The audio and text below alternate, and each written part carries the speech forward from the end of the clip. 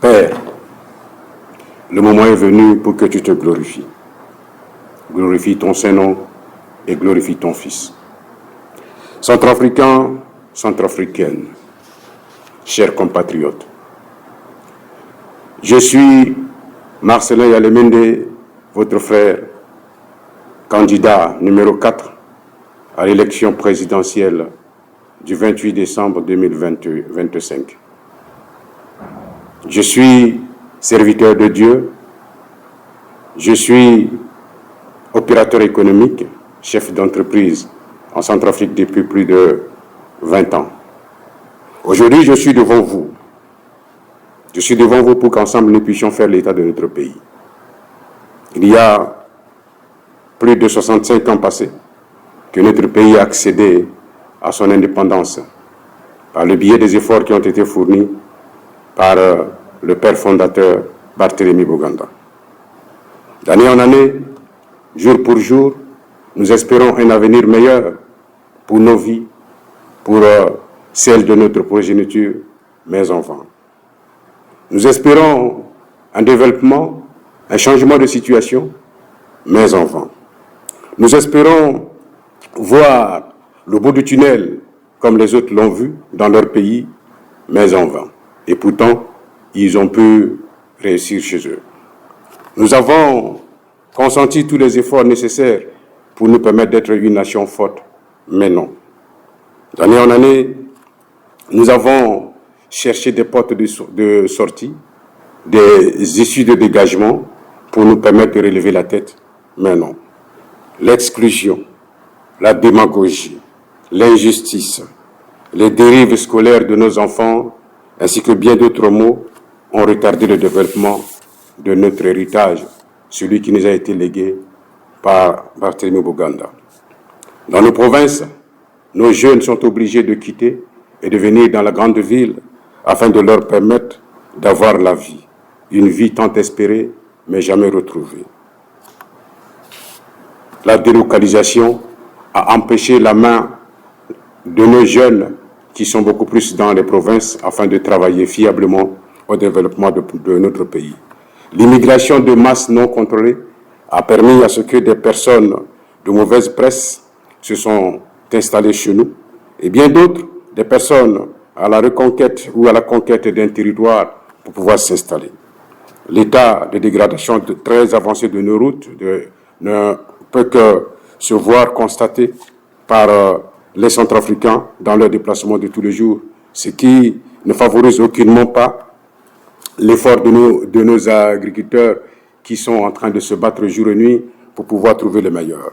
Le déséquilibre persistant dans nos finances publiques empêche l'État de prendre en charge efficacement ses obligations. La misère de certains de nos fonctionnaires les met face à une pauvreté extrême qui les empêche de vivre en toute quiétude. Bien d'autres maux qui empêchent le système de fonctionnement en Centrafrique et ne nous permet pas du tout d'accéder à un développement durable. On nous dit toujours que l'État ne peut plus rien faire face à cette situation parce que la mondialisation agit à la place de l'État. On nous dit que l'Occident a mis un verrou que personne ne peut surpasser et un verrou auquel le Centrafricain doit seulement se plier. On nous fait comprendre que nous sommes un pays riche, mais un pays riche qui n'est pas une richesse qui ne bénéficie ni ne profite pas aux Centrafricains même. Un pays riche qui ne permet pas à ses fils de vivre dignement de ses revenus. On nous dit que nous avons des sous-sols riches, mais ces sous-sols riches qui ne profitent qu'aux étrangers, qui jour pour jour viennent chez nous pauvres, mais repartent très riches chez eux afin d'investir dans leur pays. C'est pourquoi je nous dis aujourd'hui que c'est encore possible. Encore possible de sortir de ce fatalisme, encore possible de sortir de ce concept tortueux, encore possible de sortir de ces dérives qui nous empêchent de relever la tête. C'est pourquoi je nous propose aujourd'hui un changement de paradigme. Un changement de paradigme afin de nous permettre d'être un État fier, un État qui s'affirme, un État qui relève la tête. Et comment nous pourrons le faire? C'est pourquoi nous allons tout simplement engager le développement, engager la marche que Boganda avait déjà prévue. Boganda avait déjà engagé dès sa naissance. La marche pour laquelle il a donné sa vie afin que par lui nous puissions avoir au moins l'indépendance aujourd'hui. Nous disons que c'est possible. Possible d'éradiquer de façon significative l'exclusion qui a gagné le peuple centrafricain. Possible d'endiguer la démagogie dans nos services. Possible de faire et de pratiquer la justice pour tous, car elle est gage d'un développement durable.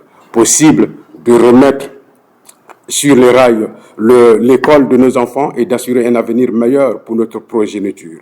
Possible de redonner à l'héritage de Boganda un sens nouvel, un élan nouveau lui permettant de s'affirmer au milieu des nations qui aujourd'hui avancent. Possible de conjuguer de la bonne manière que ce soit les 5 verbes de Messane qui sont loger, nourrir, vêtir, instruire et soigner. Possible également de maintenir nos jeunes gens dans nos provinces afin qu'ils puissent travailler et qu'ils soient productifs pour la République.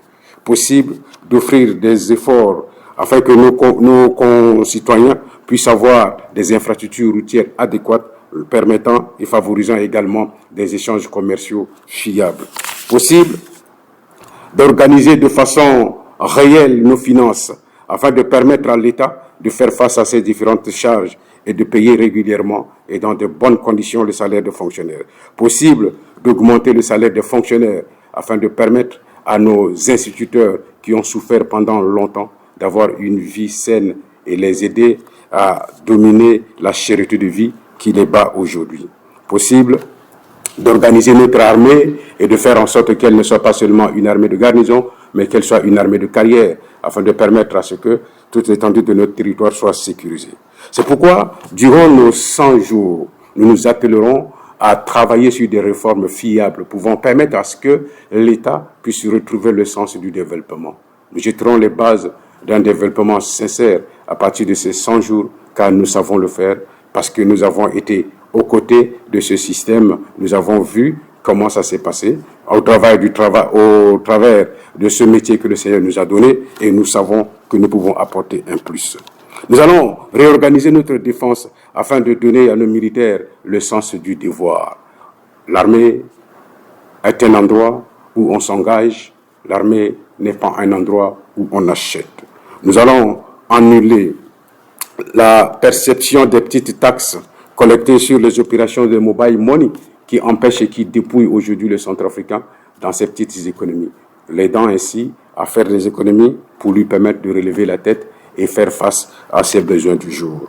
Nous allons, par cette occasion, faire en sorte que l'économie de la République centrafricaine soit relevée à un niveau digne pour lui permettre de tenir. Nous allons pareillement permettre à ce que la République centrafricaine produise efficacement de l'argent au lieu de continuer à emprunter à tout moment, ce qui l'affaiblit dans son fonctionnement. Mes chers compatriotes, telles sont en quelques mots les grandes lignes qui vont devoir orienter et organiser la marche que le Seigneur, dans sa grâce, a bien voulu inspirer. C'est pourquoi, en ce jour, je me tiens devant vous pour vous envoyer ce message et vous dire que c'est encore possible. Avec Dieu, nous ferons des exploits et il conduira nos pas. C'est pourquoi je nous demande, Centrafricains et Centrafricaines, de nous lever. Comme nous l'avons dit, lève-toi Centrafrique, car ta lumière arrive et que la gloire du Seigneur s'apprête à se lever dans ton pays. Je vous remercie et que le Seigneur, le Dieu de grâce, bénisse la République centrafricaine. Soyez bénis.